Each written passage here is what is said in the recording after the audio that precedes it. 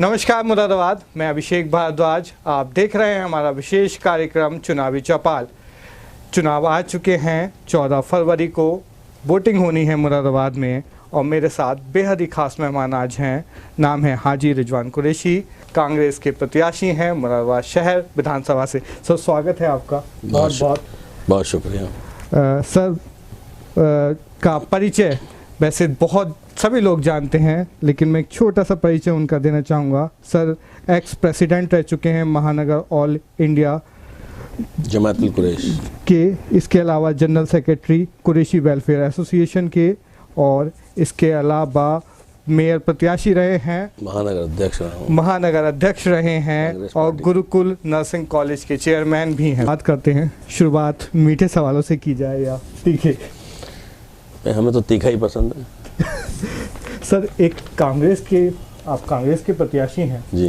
कांग्रेस के लिए आप अगर पिछला ट्रेंड उठा के देखें तो आप पाएंगे अजुद्दीन जी एमपी बने, उसके बाद जब नेक्स्ट एमपी का इलेक्शन हुआ तो उसमें डाउन गई।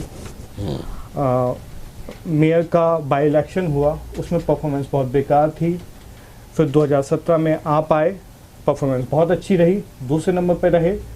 एक बार को उम्मीद भी बनी जब काउंटिंग हो रही थी कि हमें कांग्रेस का मेयर मिलने वाला है।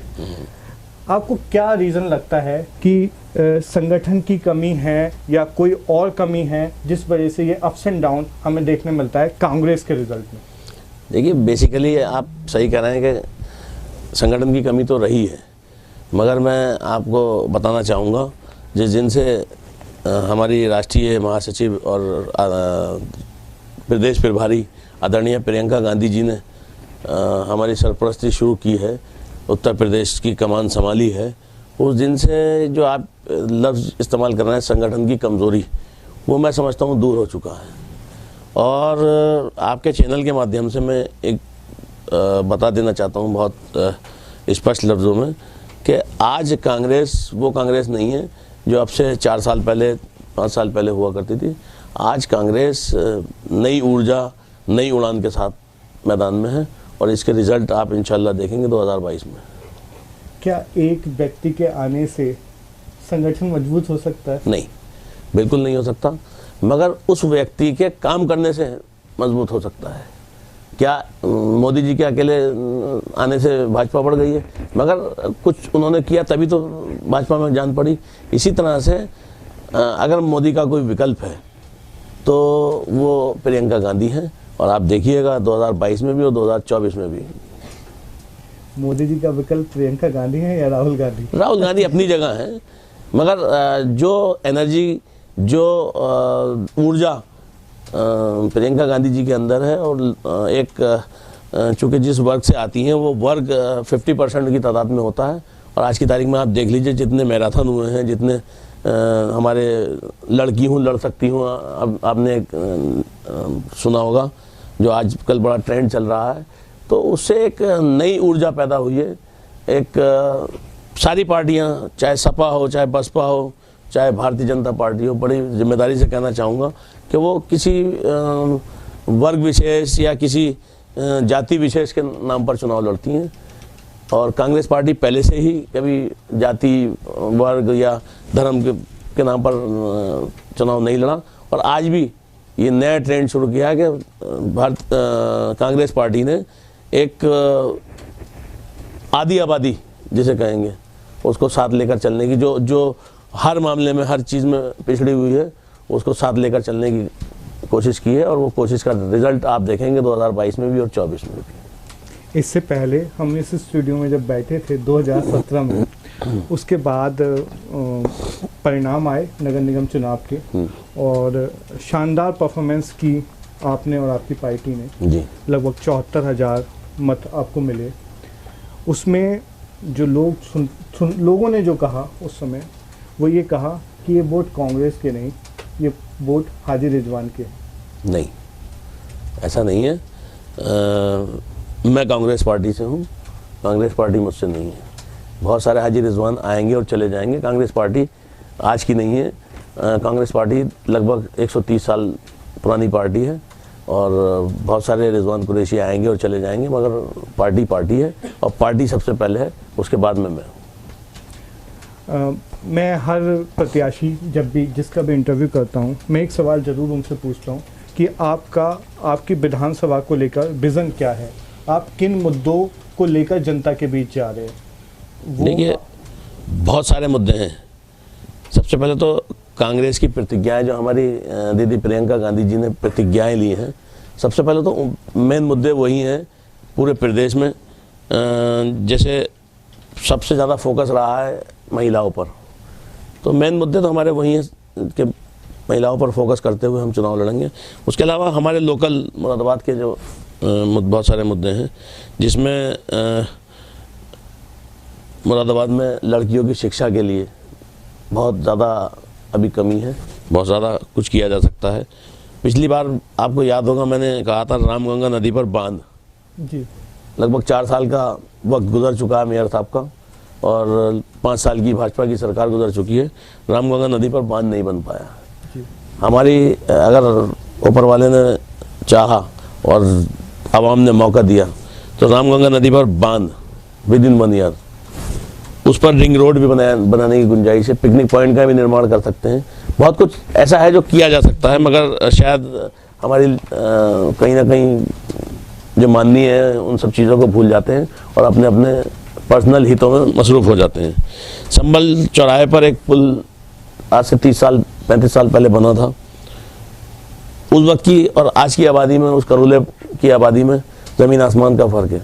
आज वहाँ 1.5 से 2 लाख आदमी, 1.5 लाख कम से कम आदमी वहाँ निवास करता है। उस ज़माने में 25 से 30 हज़ार आदमी हुआ करता था। अब उस ज़माने को लेकर के आज उस पुल पर चल रहे हैं और उसकी हालत इतनी जर्जर है कि कब गिर जाए कुछ नहीं पता। मेरी पूरी कोशिश रहेगी कि उस पुल को और कम से कम दुगनी उसकी कैपेसिटी से उसको बनवाने की कोशिश हो, ताकि उस 1.5 लाख की आबादी को सहूलत मिल सके। उसी इलाके में आज हम बड़े शर्म की बात है हमारे लिए भी, सारी पार्टियों के लिए, सारे जनप्रतिनिधियों के लिए, चाहे वो MP हो चाहे MLA हो, तो वहाँ पर 1.5 लाख की आबादी को पीने के पानी की व्यवस्था तक नहीं है। तो मेरी पूरी कोशिश रहेगी, पहले भी मैंने मैनिफेस्टो में लिया था कि मैं उसको पानी की टंकी का निर्माण करा पाऊँ, वहाँ पर लोगों को कम से कम वो बेसिक सुविधाएं दे सकें जो जिसकी उनको ज़रूरत भी है और वो अधिकार भी रखते हैं उस चीज़ का। इसके अलावा हमने सरकारी यूनिवर्सिटी की भी मांग हमारी बहुत दिनों से रही है। आधुनिक धोबी घाट मुरादाबाद में आप देखिए क्या हालात है। एक करोला पर ही कंपनी बाग की तर्ज पर बहुत सारी खाली जगहें पड़ी हैं, लोग उस पर कब्जे की नीयत से इलेक्शन भी लड़ने की तैयारी में है, सब कुछ है, मगर उसका सही इस्तेमाल नहीं हो पा रहा। मेरी पूरी कोशिश रहेगी उन जगहों को, सरकारी जगहों को, भव्य पार्क के निर्माण, या कई जगह भी हो सकते हैं अलग अलग छोटे छोटे पार्क कंपनी बाग की तर्ज पर, ताकि वहाँ वो आबो हवा मिल सके वहाँ की गरीब आवाम को। सारी सरकारी योजनाओं का भला लोकल लेवल पर जनप्रतिनिधि, छोटे छोटे सभासद हैं और हैं, उन तक पहुँच पाता है या आम जनता तक नहीं पहुँच पाता। मेरी सबसे पहली कोशिश रहेगी कि बिल्कुल आखिरी पंक्ति में कोई खड़ा है तो वो सरकारी योजनाओं का फ़ायदा उस तक पहुँचे। इसके अलावा मुरादाबाद में सड़क, बिजली, पानी, इन सब चीज़ों का आधुनिकीकरण किया जाएगा। एक मुरादाबाद में बहुत दिनों से 2012 में सपा की सरकार हुआ करती थी, शायद आप सवाल करें मैं उससे पहले जवाब दे दूं, तो यहाँ का स्लाटर हाउस बंद करा दिया गया था NGT, नेशनल ग्रीन ट्रिब्यूनल के आदेशों के तहत। उस वक्त सपा की सरकार हुआ करती थी, मगर सपा की सरकार ने सिखाया है करना है और शॉर्टकट से चलना है, लॉन्ग टर्म से नहीं चलना, नंबर 1 में नहीं चलना, नंबर 2 में चलो, ये सिखाया है सपा की सरकार ने। चाहे वो नेता मुलायम सिंह रहे हो, चाहे अखिलेश जी रहे हो, क्या आप करिए, हम निकले बढ़िया, उससे काम नहीं चलता, लॉन्ग टाइम नहीं चलता। 2012 में जैसे स्लाटर बंद हुआ था, NGT के आदेश थे कि आप, सरकार के लिए आदेश थे, शासन प्रशासन के लिए आदेश थे कि आप जो पुराने बूचड़खाने हैं उनको बंद करके, क्योंकि वो लोगों के स्वास्थ्य के लिए हानिकारक थे, जो उसमें काम कर रहे हैं उनके लिए भी, जो उसका माल मीट का सेवन कर रहे हैं उनके लिए भी, जो आसपास के लोग हैं उनके लिए भी। अच्छा आदेश था कि आप उसे बंद करके और उसका मॉडर्न स्लाटर हाउस बनाया जाए। शासन प्रशासन के लिए आदेश था। और जब तक आप मॉडर्न स्लाटर हाउस नहीं बना पाते हैं तब तक आपको उसकी वैकल्पिक व्यवस्था करके देनी होगी, ये आदेश था। आप स्पष्ट पढ़ सकते हैं उसको। जी जी बिल्कुल। उसमें गला तो घोट दिया गया, हाथों हाथ उसको बंद कर दिया गया 2012 में, और उनको कह दिया गया आप काटते रहो, कोई दिक्कत नहीं है, देख रहे हैं। 5 साल गुजर गए, उसके बाद भारतीय जनता पार्टी की सरकार आई। उससे तो हम उम्मीद कर भी नहीं सकते कि वो इस तरह का कोई फैसला लेगी। मगर सरकारें अगर द्वेष भाव से चलेंगी तो वो नहीं चल सकती। आप इतिहास उठा के देख लीजिए, जो मुल्क एक किसी आइडियोलॉजी या किसी धर्म जाति के आधार पर चले हैं उनका सत्यानाश सर्वनाश हो चुका है। अफगानिस्तान को देख लीजिए, पाकिस्तान को देख लीजिए, बहुत सारे मुल्क ऐसे हैं। तो मैं ये कहना चाहूँगा आपके चैनल के माध्यम से कि भारतीय जनता पार्टी को भी ये सोचना चाहिए कि वो कहते हैं करते नहीं हैं, सबका साथ सबका विकास, न सबका साथ है उनके साथ, न सबका विकास है उनके साथ। तो एनजीटी के आदेशों का पूरा पालन होना चाहिए। मेरी पूरी कोशिश रहेगी एनजीटी के आदेशों के निर्देशों के अनुसार मॉडर्न स्लाटर हाउस मुरादाबाद में दोबारा शुरू हो। मेरा सवाल था, उसका जवाब आपने पहले ही दे दिया, लेकिन आपके जवाब में 1-2 सवाल और निकलते हैं। जैसे आपने करूला के पुल का जिक्र किया, लेकिन मुरादाबाद शहर विधानसभा में एक क्षेत्र आता है लाइन पार, एक बड़ी आबादी है और वहाँ पर जाने के लिए एक बड़ा छोटा सा पुल है, वो भी जर्जर हालत में है। वो भी जर्जर हालत में है। आपने उसका जिक्र नहीं किया। नहीं, मैं इसलिए जिक्र नहीं किया कि करूले का जब पुल बन जाएगा तो करूले का पुल भी कनेक्टेड लाइन पार होता है। आप देख लीजिए, नीचे उतरता है, वो भी लाइन पार में जाता है, चौकी बस्ती वगैरह सब, और इधर जाता है, इधर आप जाइए।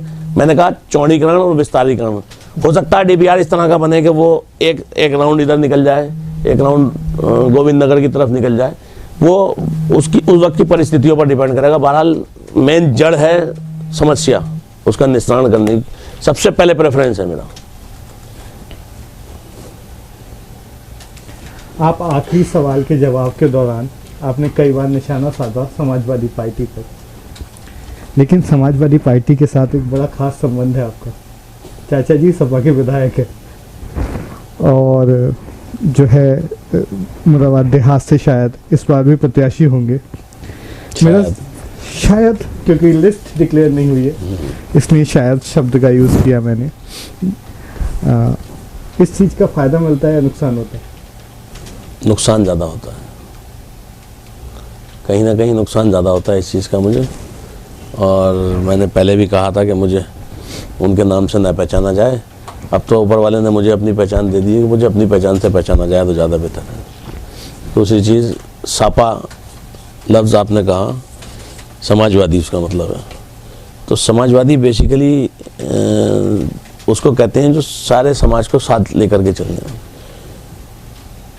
यादव और मुस्लिम को साथ लेकर चलने वाले को समाजवादी नहीं कहते। भारतीय जनता पार्टी में और समाजवादी में रत्ती भर फर्क नहीं समझता। इसलिए मैं तो ये कहता हूँ बल्कि बड़ी जिम्मेदारी के साथ कि mini Bhajpa, Samajwadi means mini Bhajpa. अभी आप देख लीजिए, कल बरेली की एक हस्ती मौलाना तौकीर रज़ा खान जो एक बड़े धर्मगुरु हैं, उन्होंने कल बयान दिया है कि भाजपा से ज़्यादा खतरनाक सपा है। बड़ा भारी भरकम बात कही है और मैं इस बात से सहमत हूँ। और आप देखिएगा, समझते हैं लोग कि समाजवादी कहीं ना कहीं भाजपा की पूरक है। जिस दिन समाजवादी खत्म हो जाएगी उस दिन भाजपा खत्म हो जाएगी। आपने तो कह दिया कि जिस दिन समाजवादी पार्टी खत्म हो जाएगी उस दिन भाजपा खत्म हो जाएगी, लेकिन अगर हम पिछले चुनावों के रिजल्ट्स देखें, हम मुरादाबाद शहर की ही बात कर लेते हैं, तो हमने अक्सर देखा है जब कांग्रेस और समाजवादी पार्टी दोनों मुस्लिम प्रत्याशी खड़ा कर देती हैं और उसका सीधा सीधा फ़ायदा बीजेपी के प्रत्याशी को मिल जाता है। देखिए, कहीं ना कहीं बिल्कुल सही सच्चाई है कि उसका सीधा सीधा फ़ायदा बीजेपी को मिल जाता है। मगर इस बार जनता गलती नहीं करेगी, क्योंकि पिछली बार भी 2017 में जब मैं चुनाव हारा था, बल्कि लोग मुझसे मना करते हैं कि आप ये मत कहा करो हारा था, क्योंकि वो ये कहते हैं कि आपकी जीत थी, जीत से कुछ कम था मगर हार से बेहतर था। तो मैं ये कहूँगा कि पिछले 4 साल से जब से मैं हारा उसके बाद से अब तक मैं एक दिन भी चैन से घर नहीं बैठा। चाहे पब्लिक का, आवाम का कोई मुद्दा हो, कोई मामला हो, मैंने बढ़ चढ़ के हिस्सा लिया। मैंने पूरी कोशिश की कि मैं उनके दिल में रहूं और उस कोशिश का नतीजा है कि आज कांग्रेस पार्टी ने मुझे इस लायक समझा कि मुझे टिकट दिया और उसका रिजल्ट आप देखेंगे। जो इस वक्त हालात हैं कोरोना काल के, तो शायद मुझे नहीं लगता कि मुझे बहुत ज़्यादा भागदौड़ करनी पड़ेगी, बहुत ज़्यादा मेहनत करनी पड़ेगी, क्योंकि मैं लोगों के दिल में बसता हूँ। ऐसा है। मैं आपकी इस बात से इसलिए भी सहमत हूँ, जब मैं फील्ड में कर जाता हूँ तो लोग अक्सर मुझसे कहते हैं कि हाजी रिजवान बहुत अच्छे इंसान है लेकिन गलत पार्टी पे। आप सहमत है इस बात से? नहीं, मैं बिल्कुल सहमत नहीं हूँ। देखिए, आइडियोलॉजी, पार्टी नहीं, उनका लॉजिक ये है वो कि देखिए, कांग्रेस का जनाधार नहीं है। जितनी सोच है कांग्रेस पार्टी का जनाधार नहीं है, ये सिर्फ यूपी के लिए कह सकते हैं जी। आज की तारीख में भी 1080 एमएलए हैं हमारे जी जी। पूरे भारत में 1080, और भारतीय जनता पार्टी पे आज भी 1200 कुछ एमएलए हैं जी। तो ऐसा नहीं है। वोट ऑफ परसेंटेज में अगर आप आ जाएं, एक यूपी को इन्होंने कार्यशाला के तौर पे इस्तेमाल किया 91-92 से, उस कार्यशाला में एक कामयाब हो गए। चाहे वो हिंदू मुसलमान का नाम हो, ये 4-5 चीज़ें हटा दीजिए, भारतीय जनता पार्टी सड़क पे होगी, आप देख लीजिएगा कहाँ होगी। तो ये मैं नहीं मानता कि मैं गलत पार्टी में हूँ। मैं पूरी तरह से इस बात से सहमत हूँ। वो अपनी अपनी सोच है, आदमी की हो सकता है किसी की सोच हो। मैं कांग्रेस पार्टी का सिपाही हूँ, कांग्रेस पार्टी से ही इंशाल्लाह आप देखेंगे कि मैं आगे बढ़ूँगा। मुरादाबाद शहर सीट पर लगभग 55,000 से ज़्यादा कुरैशी मतदाता है। आप भी उसी 57 लगभग, मैंने 55,000 से ज़्यादा बोला। आप भी उसी समुदाय से आते हैं, आपको क्या लगता है उसका फ़ायदा मिलेगा आपको? 95% वोट मुझे मिलेगा उसमें। 95% जितना वोट पोल होगा उसका 95 गलत कह दिया, 99% वोट मिलेगा। आप देखेंगे, पहले भी मिला, अब भी मिलेगा, और उससे ज़्यादा तादाद में मुझे दूसरी कम्युनिटी का वोट मिलेगा। आप देखना, पहले भी लोग समझ नहीं पाए उस हालात को, उस माहौल को। अगर समझ लेते तो रिजल्ट कुछ और होते। एक शिकायत और है मुझे कांग्रेस से। ये शिकायत एक आम जनमानस की है, मेरी व्यक्तिगत शिकायत नहीं है, कि कांग्रेस भी समाजवादी पार्टी की तरह मुस्लिम्स को टारगेट करती है, कि मुस्लिम को ही अपना वोट बैंक समझती है। कांग्रेस पार्टी कभी किसी एक धर्म जाति को टारगेट नहीं करती। कांग्रेस पार्टी 2012 में चुनाव लड़ी थी, 2017 में तो हमने आत्महत्या कर ली थी, तो उस आत्महत्या का नतीजा हम देख रहे हैं आज तक।